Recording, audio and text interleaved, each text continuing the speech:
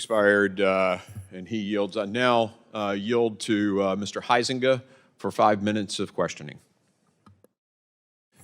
Thank you, Mr. Chairman. I appreciate that. Undersecretary Fernandez, last week I sent you a letter regarding the increasingly concerning issue of China's economic coercion tactics, particularly in Europe, to influence the economic and political decisions of U.S. allied nations.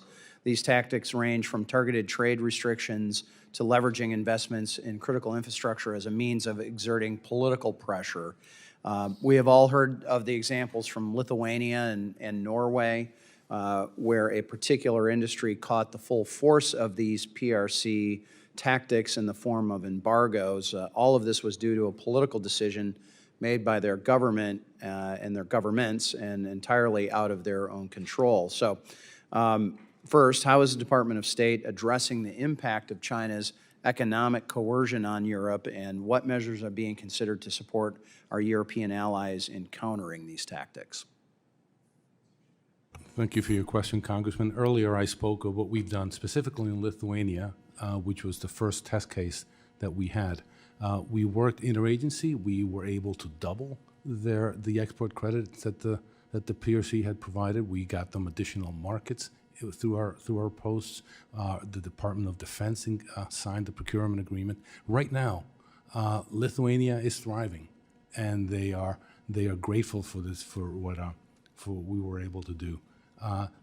Since then we have been engaging our interagency. We now have a toolbox. We've also engaged a number of our allies and partners. We are coordinating with them as well. Yeah, let me explore that a little bit. And my point is, we now receive on a monthly basis, we now receive inquiries from countries that are afraid of being targeted by the PRC, and we're helping them.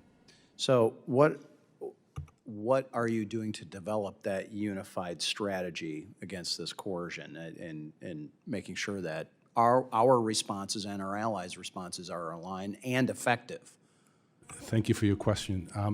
We have done a lot. We engaged a number of our allies and partners. The G7 has actually taken as one of its main projects economic coercion and creating a platform for economic coercion. We have progressed on this. We're not perfect. We could do more. Okay. We'll get better, but we're quite good at it by now. And what role has the U.S. played in strengthening international norms and legal frameworks to deter economic coercion and protect the sovereignty of nations in making their own political decisions and economic decisions? In other words, how are we able to do anything on that international stage with norms and structures that mitigates or lessens the impact of China or strengthens our allies and other nations? Well, look, the Lithuania example convinced the Europeans to pass an anti-coercion instrument, an ACI. We welcome that. They also filed a case against the PRC. I think rather than legal norms, I think we just got to beat them, and that's really what we're trying to do. Okay, appreciate that. Undersecretary Estevez, do you believe that Chinese facial recognition is dangerous to U.S. foreign policy interests? I believe facial recognition technology is widely used. Yeah. But Chinese technology capturing faces of U.S., I'd be concerned about, yes. Are you tracking reporting that China has been exporting facial recognition technology similar to systems used against the Uyghurs to countries like Burma, Myanmar, which are being run by military? Hikvision's on the entity list. I can't stop outbound exports from China. But are you aware of those reports, and are you tracking it? I'm not, but it doesn't surprise me. Okay. Well, it's our understanding that companies involved include Huawei, Hikvision, and with Hikvision at least on the entity list, will BIS take action to fully include Huawei on that entity list? Huawei is on the entity list. Okay. And so if they're on the entity list, I thought I just heard you say that if they aren't on the entity list, you have no ability to track that or no ability to... No, I have no ability to stop exports out of China. I stop exports into China. Okay. All right. Secretary, thank you. Appreciate that. Secretary Fernandez, well, I'm seeing my time is up, but I'm going to follow up on a letter. We did have a second letter to you, and I would appreciate your timely response on that. So, Thank you, and we will respond to your letter. okay, thank you. With that, Mr. Chairman, I yield back. Gentleman yields back. The chair now recognizes the gentleman from Michigan, Mr. Huizenga, who is also the chair of the Subcommittee on Oversight and Investigations, for 5 minutes. Thank you, Madam Chair, and I don't know about the rest of my colleagues. I'm opposed to regulation, too much regulation, only when it defies common sense. And that, frankly, is what we are seeing here today in some of the defense of the indefensible. Materiality is the watchword. And the most recent disclosure rule that the SEC has issued is not material. Public companies, let's be clear, public companies must report any issue or circumstance that currently or in the future will materially affect their business operation and therefore affect investors. And what the courts are saying is the Securities and Exchange Commission is outside not only its traditional, but its legal bounds when it comes to that materiality question with this most recent disclosure requirement. So I should say, Ms. Schultz, good to see you again. Mr. Gulliver, I think you are now my new favorite Harvard professor after reading your testimony. Mr. Burton, I want to focus in a little bit, though, on an issue that I've been working on, the PCAOB. The PCAOB, the Public Company Accounting Oversight Board, was founded in 2002 as an independent expert regulatory agency to oversee audits of public companies. In fact, the word independent appears in statute 10 times. So it's safe to say that when Congress created the board, they intended it to operate independently and without regard to political considerations. Notwithstanding the SEC's oversight authorities, including approval of the board's rules, standards, budget, those were all created by Congress as safeguards to ensure the board's nonpartisan mission was maintained. But in testimony before this subcommittee, the PCAOB Chair Williams indicated that she was independent in her opinion, and her board acts independently from the commission. And this has got a little transcript. I wanted to go back over and review that. And it absolutely defends and says unequivocally, yes, they are independent. However, as one of Chair Gensler's first acts in June of 2021, when he took over the SEC, was to actually remove that independent PCAOB chair and subsequently remove and replace all the remaining board members of that independent board. So in fact, Chair Gensler admitted that the PCAOB in testimony here was in fact not independent, so clearly there is a disconnect. So Mr. Burton, by ousting former Chair Dunkey and removing the full board and inserting his hand-picked replacements onto that board, did Chair Gensler politicize the PCAOB and erode its independence? He certainly exercised the authority that the SEC has over the PCAOB. In spades, yes. I actually think that the independence of a lot of these organizations, PCAOB, FEDRA, MSRB, is sort of fictitious. Okay, yeah. Let me hit on that. You know, I am not one to hand over authority to the SEC or any other regulator willy-nilly and without purpose and reason. But since the SEC already conducts oversight of the PCAOB, including approving the board's rules, standards, budget, it doesn't make a whole lot of sense to me that the PCAOB operate as a separate But it does have entity. an adverse effect in that all of the protections we associate with government, the requirements with respect to regulatory analysis, due process, transparency, the Sunshine Act, Freedom of Information Act, none of that exists. So a lot of things that protect the public and enable you to conduct meaningful oversight over the PCAOB do not exist as it's currently structured, and your legislation would solve that problem. Well, and that's what I was getting at. I think is, as we look at it, having the SEC's examiners and its chief accountant absorb all of the PCAOB's responsibility seems like a reasonable direction. Does that seem accurate to you? Absolutely. All right.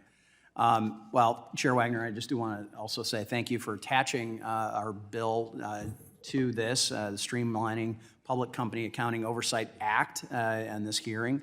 That essentially would fold the PCAOB into the SEC. And as I said, I don't take handing over more authority to the SEC lightly, but we cannot call something independent if it is not actually independent.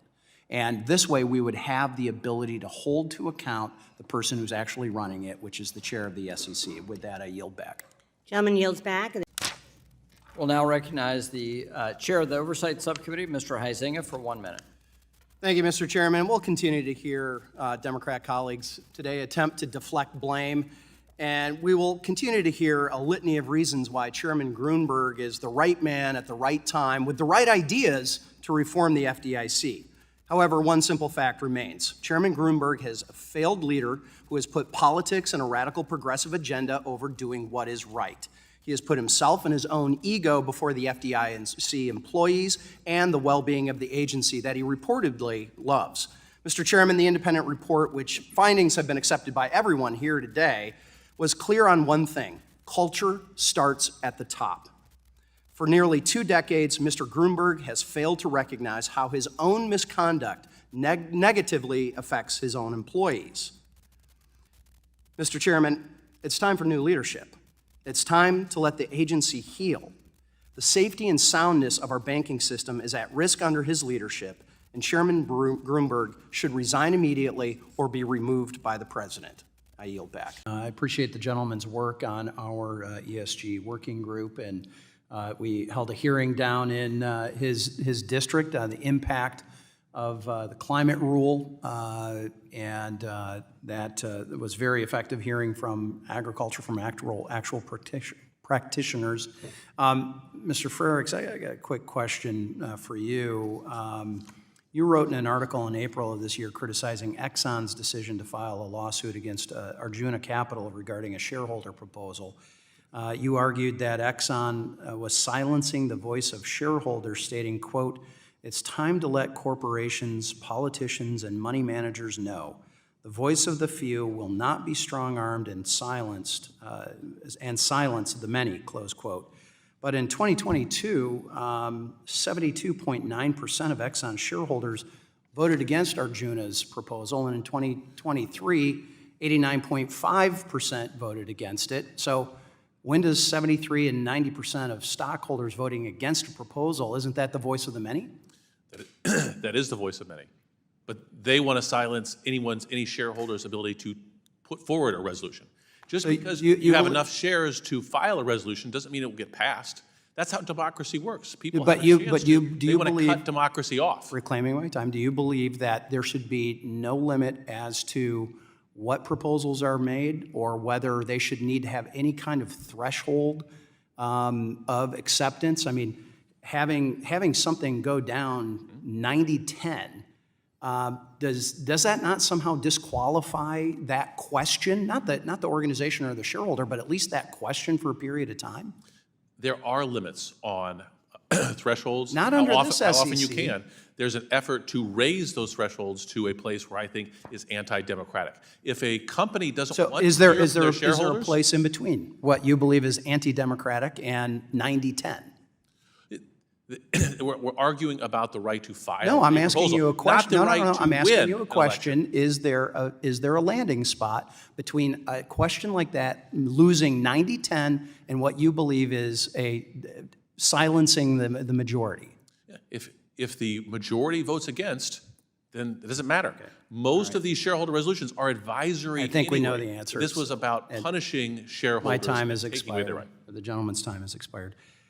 With that, the ranking member is. Gentleman's time has expired. The chair will now recognize himself for 5 minutes.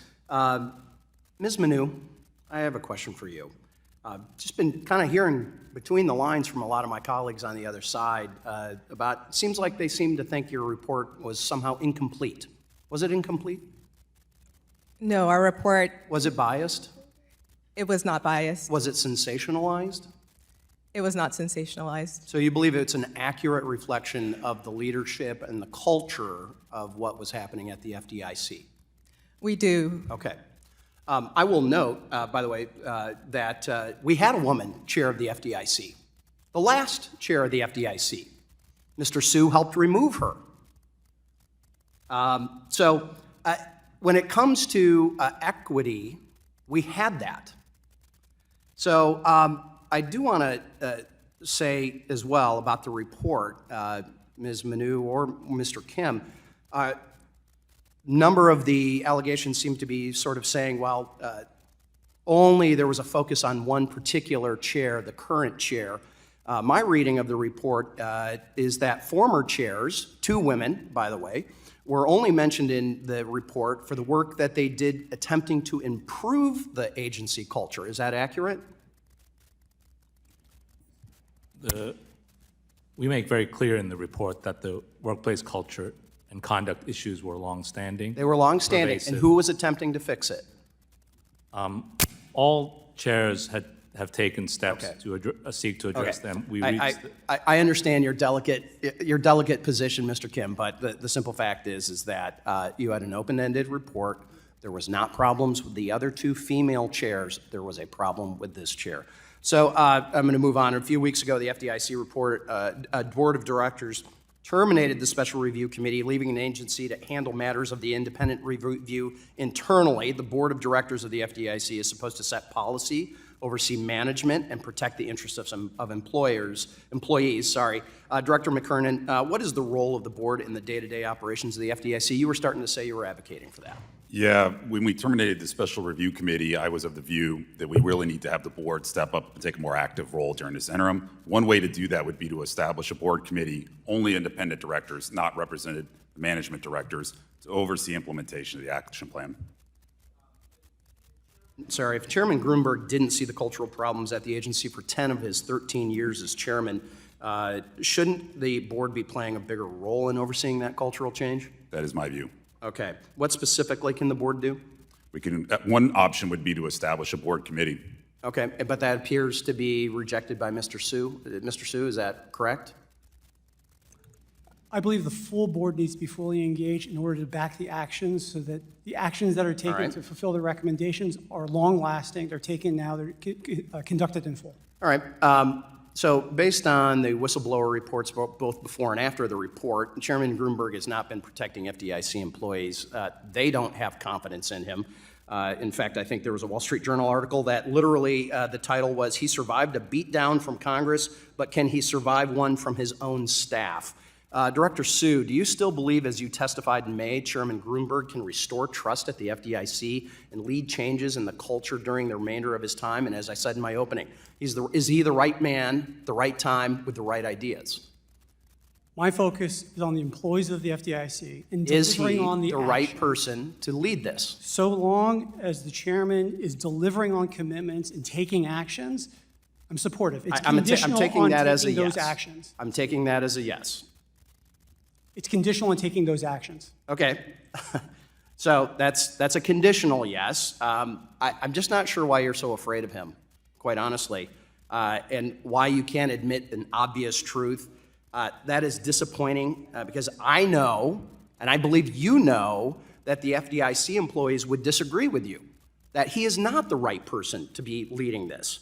So, Director Sue, I think it's finally time to become more active director.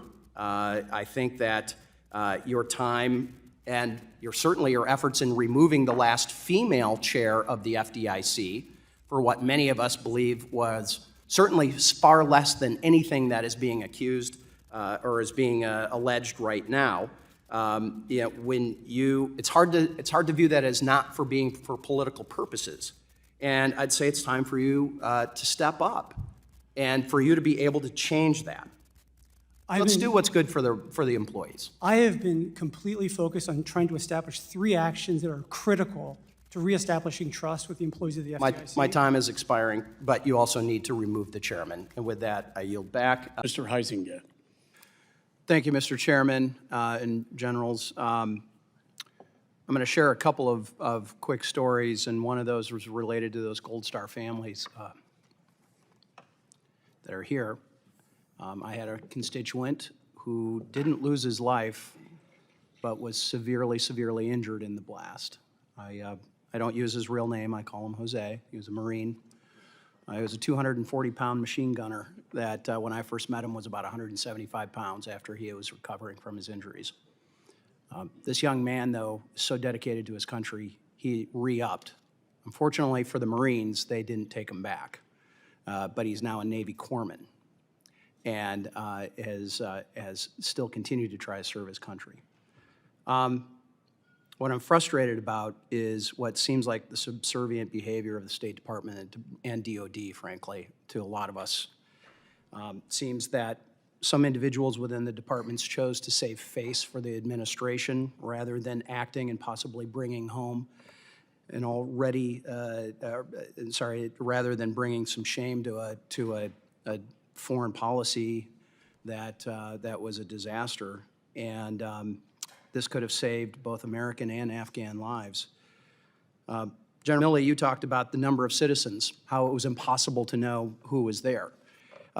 I found myself screaming at the television when I was watching a a Secretary Blinken and others within State Department briefing saying that their estimate was about 200 U.S. citizens, most of who chose to stay in Afghanistan. That was total BS, and I'd like to say the actual words, but I'm trying to not, I'm restraining myself. My office alone had nearly 200 open cases. 200 cases, not 200 people, 200 cases in my congressional district alone. And as I talked to my constituents, my colleagues, they were having similar numbers. So this fantasy that we didn't know that there was U.S. citizens over there or where they were or what they were doing is a complete fallacy. State Department should have been talking to us, and they were not. The other story I have on that is about one of those citizens. He was an interpreter with the Army. He was able to escape Afghanistan. He is a U.S. citizen now. He is here in the States. His wife was not as fortunate. Her first two attempts at entering HKIA, she was beaten almost to death by the Taliban. Now, there was a little problem.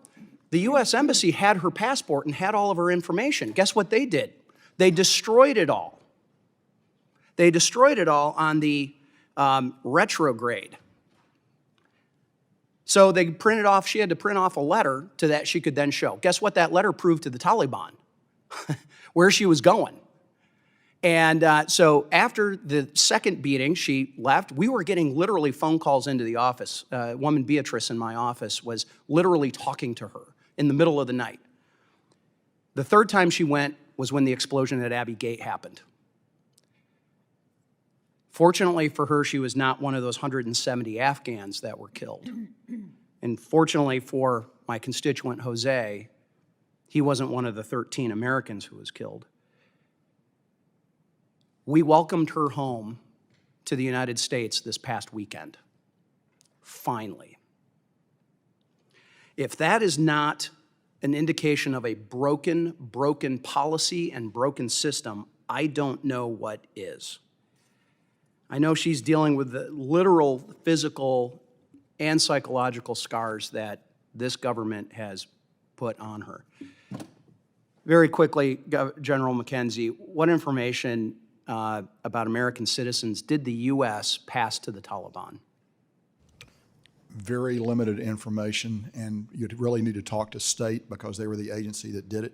But it was designed to get them through, typically in convoys into the compound. But you'd need to go to the Department of State to get good information. Are you aware of those claims, even by some State Department employees, that the Taliban was beating up American citizens and others like my constituent and his wife, who were green card holders? I'm aware of those claims. Are you aware of the claims that the Taliban beat up or even killed Afghan allies outside the gates of HKIA? Yes, I am. Mr. Chairman, we had the sniper who had the bomber in his sights here in front of our committee before. And that was run up the chain of command, and he was denied the ability to take that sniper out. That's a breakdown. And I believe that the security control of Kabul contributed to this violence. I know my time is up, and I've got a few other questions that I'm going to put in writing through the chairman. But at the end of the day, this was a shameful situation all the way around. I appreciate your willingness to work with these families and meet and talk with them now, but we must have accountability. We must. With that, Mr. Chairman, I yield back. Gentleman yields. Chair recognizes Mr. Key. Thank you, Mr. Speaker. And I first want to say to my friend from California, I appreciate his work in this overall bill, and I know there's a lot of challenges that confront any of those decisions that the appropriators have. But I find that it's necessary that I offer my amendment to call attention to a problem and an issue, and to hopefully gain some time to solve that problem. So my amendment, Mr. Speaker, is rather simple, or Mr. Chair, I should say. It eliminates funding for the Congressional Office of International Leadership, also known as COIL. Our national debt is $34 trillion, and I've been working on that in a bipartisan manner, trying to attempt to bring that down and find solutions. But we all know, our constituents know, that whether it's gas at the pump or grocery store, American families are feeling the full impact of inflation. In the midst of this spending and affordability crisis, the American people may not be realizing that Congress is funding an office called COIL, which has been inappropriately used to host social justice-themed adventures for foreign delegations on the U.S. taxpayer dime. This is the U.S. taxpayer funding trips of foreigners to come into the United States to ostensibly learn about our system. After uncovering this office priorities earlier this year, we did a little more digging, and only to find at least 13 other trips occurred in 2023 and 2024 with themes involving social advocacy or diversity, equity, and inclusion programming exclusively. For example, in March of 2023, a COIL trip came to my district without any notification or the courtesy of letting me know that there was a foreign delegation coming. This foreign delegation was treated to a trip filled with social justice and DEI messaging under the guise of, quote, civic advocacy. Stops also along the way included an evening at, quote, queer theater, a visit to a, quote, Pride Center and Trans Foundation, and many more. Other trips in 2023 and 2024 included a visit to Detroit under the theme of inclusivity and tolerance, and a trip to Sacramento, California to engage in gender-related activism. American taxpayers should not be funding this, Mr. Chair, and footing the bill for these visits. And we have disagreements about whether those things are important or not, or whether they should be highlighted or not. The question here is whether the taxpayer, the U.S. taxpayer, should be paying for a trip for foreigners to come to our country to learn about these things. And I kind of wonder about my friends on the other side of the aisle, because many of us believe that the shoe's going to be on the other foot after this November, whether they might be offering the exact same amendment if this COIL now was directed to do only things that dealt with fossil fuel organizations, or maybe weapons manufacturers, or maybe only for pro-life advocacy groups. My guess is they would have a very different view of this program. So what's more, members of Congress are shielded from conducting any oversight on these funds. Excuse me. Consider the process. COIL puts together a calendar of themes each year, and then COIL then grants funds under the themes selected to national and community organizations. That organization will then make a sub-grant to a local level to an NGO to fully implement the trip programming at their complete discretion. In other words, COIL doesn't even have any input in on this. COIL has zero say in the programming because the funds are shielded, what is essentially a pass-through entity. What are the results? Unelected bureaucrats using the American people's money to push an agenda that fits their interests, and COIL walks away with their hands clean. So again, all at the American taxpayers' expense. So while COIL has been flatlined at $6 million to fund for a number of, funding for a number of years now, the 2025 legislative branch appropriations bill actually provides a 10% increase in that funding. This is an additional $600,000 in taxpayer dollars going towards who knows what. Now, I know there are positive programs, very neutral programs, consensus-building programs, whether they be regarding and surrounding veterans groups, protecting children, those with disabilities. Those are not the controversial parts. Again, I would still ask whether our U.S. taxpayer dollars should be funding that rather than an NGO or some other funding. But we have to weed this out and make sure that this is acceptable programming-wise to all American taxpayers. So, Mr. Chairman, this is a common sense step to rein in out-of-control spending by bureaucrats in Washington, and a one-year pause provides a much-needed opportunity to reevaluate. And with that, I reserve. The gentleman's time has expired. For what purpose does the gentleman from California seek recognition? Mr. Chairman, I claim time in opposition. The gentleman is recognized. Mr. Chair, I oppose my friend's amendment because I do not believe all the good the Congressional Office for International Leadership has done for Congress over the last 25 years should go negated by one embassy programming selection. The Congressional Office for International Leadership links members of Congress to leaders in Eurasia and Asia and is an instrument for Americans engaged in citizen diplomacy. COIL's placed as the only regularized international exchange program in the legislative branch, provides opportunities for members of Congress and their constituents to engage with their peers from countries of strategic importance to the United States. COIL convenes a congressional leadership and its constituents to provide foreign visitors with a multi-level, state, federal, and local introduction to American democratic governing systems and accountable governance. This is the next generation of government and civic leaders where they begin in the halls of the most powerful legislative body in the world, the United States Congress. The exchange establishes a personal and profound connection between leaders from around the world, providing unique and meaningful insights and experiences while fostering a spirit of cooperation and mutual respect.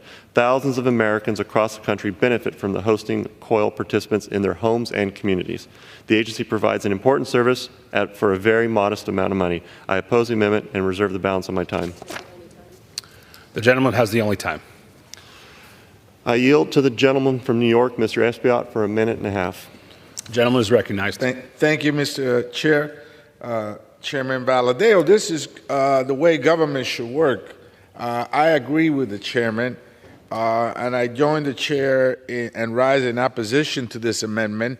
At a time where international conflicts are on the rise, it is vital for America to lead and spread democracy. In fact, for 25 years, the Congressional Office of International Leadership has sponsored political and civic leaders of participating countries to exchange democratic best practices and encourage mutual understanding. In 2023, COIL brought 532 rising leaders from 24 countries to these United States, facilitated meetings with more than 100 congressional offices, and showcased 62 American communities in 37 states. Mr. Chairman, eliminating this program is another attempt to divide us further and prevent our country from doing what it does best, leading by example. I urge my colleagues to vote no on this amendment.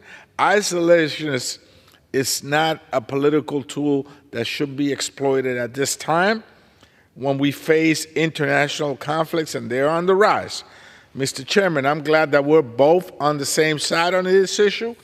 And Mr. Chair, I yield back the balance of my time. The gentleman yields. The gentleman from California is recognized. Mr. Chairman, I yield to the gentleman from Nebraska, Mr. Bacon, 1.5 minutes. The gentleman from Nebraska is recognized for 1.5 minutes. Thank you, Mr. Speaker. I rise in opposition to this amendment. I do recognize the concerns of Mr. Huizenga. I think they should be corrected, but there's a lot of goodness in this program as well. Let's not throw out the baby with the bathwater. Earlier this year, we mourned the murder of Alexei Navalny by Putin, an anti-corruption activist and courageous leader of the political opposition to Putin of Russia. Navalny's legacy of leadership has been recognized and honored all over the world. While many are familiar with the renowned life of Navalny, most do not know that he first came to America in his early 20s under a Congressional Exchange Program for Emerging World Leaders, the same program this amendment now seeks to defund. The Congressional Office for International Leadership, or COIL, was founded in 1999 to promote democracy and accountable governance. For more than 2 decades, COIL has been investing in the best and brightest young leaders from around the world to show them how government of, by, and for the people functions and remains accountable to the people it serves. Since 1999, COIL has introduced more than 30,000 young leaders to the United States of America to see firsthand what self-government looks like at the federal, state, local level in all 50 states, all for about $6 million a year. And I've helped host 3 of those delegations, 2 from Vietnam and 1 from Papua New Guinea. And I was surprised to see the Vietnamese members that came here were of the initial parliament in Vietnam, a seeds of democracy that we want to water, nurture, and grow. So, Mr. Chair, the COIL program promotes and inspires America's foundational values. I ask my colleagues to join me in opposing the amendment, which would end one of the most cost-effective ways the United States Congress, the most powerful and consequential body in the world, can grow and inspire America's future allies and leaders. Thank you. I yield back. Gentleman yields. Gentleman from California is recognized. Mr. Chair, I yield back the balance of my time. Thank you, Mr. Chairman. I'm going to take one quick second, and I first want to say thank you to you for your leadership, your confidence in not just me, but your leadership team as we tackled some very tough issues, and more importantly, your friendship. Of course, I'd appreciate 15 seconds back on the clock, but it is an important note to say thank you. I'm going to start here. First of all, thank you all for being here. I think this is an important step. It's been quite a while since we've seen all of you here at one time. Commissioner Peirce, you have noted that in keeping with the materiality standard informing SEC rulemaking on disclosures, quote, information is material if there is a substantial likelihood that an objective, reasonable investor, by the way, that's language that Thurgood Marshall used in the 1976 court case establishing materiality, would consider the information important to an investment or voting decision. All reasonable investors value financial returns, but they may diverge in which non-economic considerations are important. Could you explain the difference between that, why the Commission has diverged from this traditional, well-established materiality standard, and we've started hearing, quote, decision useful language? Unpack that a little bit, please. I think the reason to depart from the materiality standard and instead embrace this more ambiguous decision useful standard is so that we can listen to the voices of non-investors, people who have non-investment interests in companies and seeing companies do things. And so you open it up to this wide range of stakeholders who has any list of non-essential, non-economic interests in a company. Do you have concerns with that? Absolutely. I mean, our job is to get information to investors to help them make decisions, not to a random group of stakeholders. And it seems the courts have had concerns with that as well. All right. Chair Gensler, we've seen there be an uptick in the industry pressure at the court level against the SEC, but we've also seen the SEC embark on a rulemaking agenda that some have called frenzied and rushed. In testimony before the committee, the chair noted the number of finalized rules is less than a number of my predecessors in a comparable time frame, essentially that your rulemaking onslaught is on par with past chairs. Again, to both Ms. Peirce and Mr. Ueda, although the chair might technically be correct on that, isn't it true that the breadth of this rulemaking is indeed historic that you've seen? And how would you respond to those comments about it's just been business as usual at the SEC? Yeah, the breadth of the subject matter covered, the number of rules, and the complexity of the rules, and as Commissioner Ueda mentioned, the number of different alternatives being offered in those rules means that it's a very difficult lift for the public to respond. Mr. Ueda, quickly. Yeah, you can't compare just top-line numbers. You have to look at the substance, and these are very, very complex and widespread. wide-ranging rule proposals under the current chairmanship. Okay, I'm going to try and get through two more things here. And Chair Gensler, I'm going to turn to you. I'm increasingly concerned the SEC is moving away from that, acting as an independent commission as it's intended to be. Obviously, I believe the overreach via the climate disclosure rule now seems to be extending to companies seeking accessing U.S. stock exchange, the ability of ESG activist groups to unduly influence what is supposed to be an impartial assessment of a company creates a dangerous precedent. Last week, the House passed my bipartisan piece of legislation that pushes back on some of these groups who, frankly, have hijacked our capital markets process. Please, yes or no, as I want to hit one more, will you commit to ensuring the SEC will not allow ESG agendas to drive whether a company that has accurately and fully disclosed its business operations and risk can be publicly listed in the U.S.? I don't think it's a confusing question. Are you going to allow ESG activists to influence your decision whether a company is allowed access or not to be listed? Companies, as long as they comply with the law, can list. And I also want to agree with Commissioner Peirce earlier. Materiality is about the investors, and decision useful, because they were words I use, are about investors. Investors making decisions, I've got not 5 non-investors. Sorry. PCAOB, yes or no, if, as Ms. Ho at the PCAOB has said, that the actions may end up breaking the public company auditing profession's back, particularly for small firms. Yes or no, if we break the profession in the name of investor protection, are we really protecting investors? I know I will ask for a written response on that, but I appreciate that, Mr. Chairman, and I yield back. This area. My time has expired. Gentleman's time has expired. With that, we go to the gentleman from Michigan. Mr. Huizenga is recognized for 5 minutes. Thank you, Mr. Chairman and Madam Secretary. Good to see you again. I want to start with an issue that's important to a sizable population in my district, in the Battle Creek, Springfield area of Michigan. That is home to about 5,000 Burmese citizens. And last year, the Office of Foreign Asset Control, OFAC, issued a directive that prohibited Americans from providing any such services, directly or indirectly, that would benefit the Myanmar oil and gas enterprise, also known as MOGI. Unfortunately, and I'd like to, Mr. Chairman, submit a copy of that for the record. Without objection. And last year as well, in consultation with the State Department, Treasury, you determined that MOGI is a political subdivision of the military junta in Burma. So, in other words, the Burmese government. The MOGI generates $1 billion annually, and by far is their largest foreign revenue for Burma and, by extension, the junta.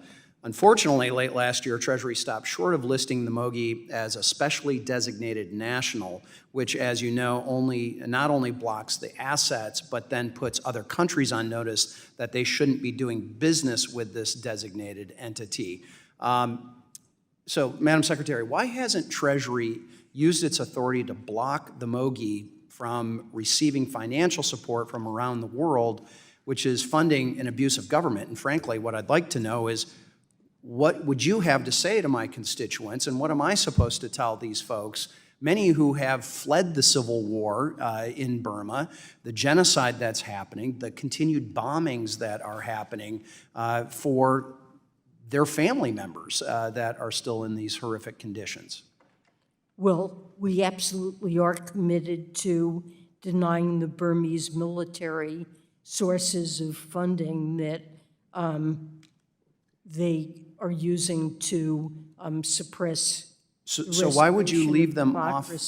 Why would you leave them off that particular list? We did announce sanctions relative to MOGI, and we issued a directive that prohibits U.S. persons from providing financial services to MOGI for its benefit. I understand, but again, you left them off a list that would have toughened those up. And frankly, in response to that last week, along with my colleagues from this committee, Mrs. Wagner and Mr. Sherman, we introduced a bipartisan Brave Burma Act, which requires the president to determine on an annual basis whether to impose stronger blocking sanctions on MOGI, on the Myanmar Economic Bank, and foreign persons operating in the jet fuel sector of the Burmese economy. That's where those bombings are coming from, and jet fuel is a critical piece to the junta continuing the genocide that's there. So, Mr. Chairman, clearly, I believe more work needs to be done,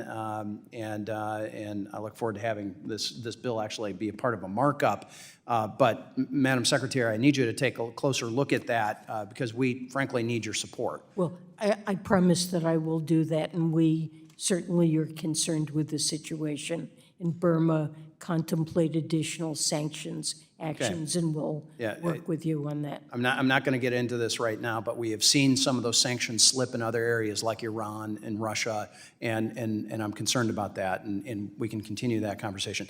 I do, and I'm not expecting you to know details about this. This was a letter we sent yesterday, and Mr. Chairman, I'd like to submit that for the record as well. Without objection. The letter is concerning significant problems with the enforcement of U.S. sanctions against the Taliban officials. In May, the Special Inspector General for Afghanistan, also known as SIGAR, highlighted that since the failed withdrawal from Afghanistan in August of 2021, $10.9 million in U.S. taxpayer money has been paid to the Taliban in the form of taxes, fees, duties, and utilities. Now, first of all, is there any reason to doubt the IG and his report? I have not had a chance to review it, and okay, the report was from May. The report was from May. Our letter was from yesterday.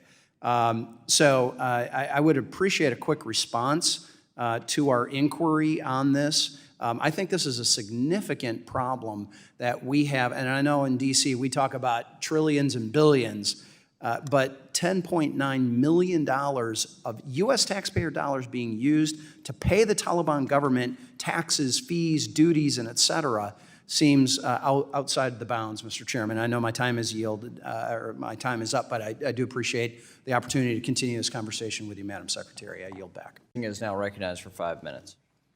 Thank you, Mr. Chair. Secretary Fudge, good to see you again. I want to quickly follow up on my colleague Blaine Luckemeyer's line of questioning at the end regarding the CRAs, the consumer reporting agencies, and moving from all three of those to a buy merger to utilizing just two instead of all three.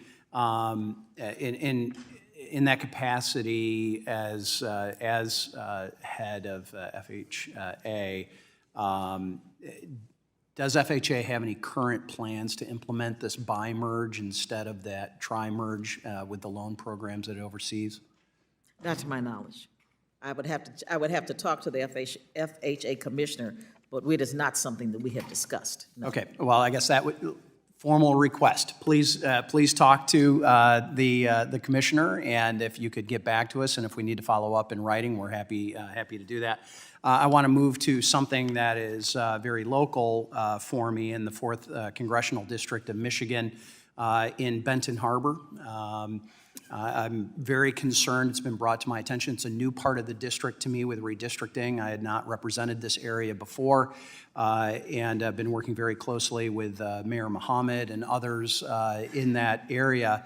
And it's been brought to my attention that conditions at a place called Harbor Towers in Benton Harbor has been very challenging. And my office has been working with the Detroit field office on this particular property. And I'm wondering if that has risen to your level of attention. I see you just got a note handed to you, so maybe so. And do you have any kind of update working with the Benton Harbor Housing Commission and to improve the living conditions and security at Harbor Towers? It has not been raised to my level, but I will find out and get you an answer within the next 24 hours as to the status, what we're doing and where we are. Okay, so we'll, if you could have our staff get a briefing and have your staff brief me as soon as possible on that matter, and especially, I guess, what I'm specifically requesting is sort of a plan of action to improve conditions for the residents of Harbor Towers. So, tell me again, the name of it is? Harbor Towers in Benton Harbor, Michigan. Thank you. Okay.